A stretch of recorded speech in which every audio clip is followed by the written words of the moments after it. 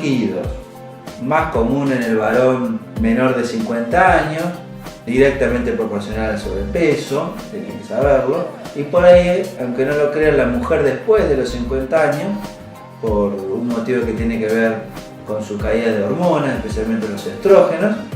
¿Por qué roncamos? Generalmente se ronca por una obstrucción en la vía aérea alta.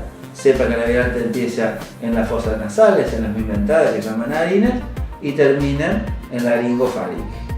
Cualquier obstrucción en la misma, sumado flacidez, es para que se origine este ruido molesto ronquido. Fosas nasales puede ser desde desvíos de tabique, poliposis, sinusitis crónica.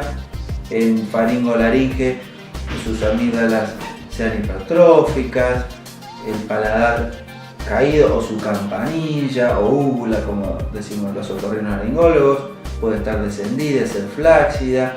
En esta zona de aquí abajo, que le llamamos hipofaringe, puede tener voluminosa a la base de la lengua, este espacio ser corto, la distancia que hay en el cuello también, y todo eso genera una obstrucción a este nivel.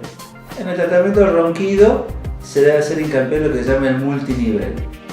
Multinivel es un concepto nuevo que tenemos especialmente en la otorrinolaringología, ya que por ahí si usted ronca, por ahí he visto otros especialistas, por ejemplo un neumonólogo, el cual está capacitado para tratar su ronquido y apneas, pero por allí el tratamiento del mismo sea con un CPAP, que es efectivo, pero no es definitivo para eliminar su ronquido.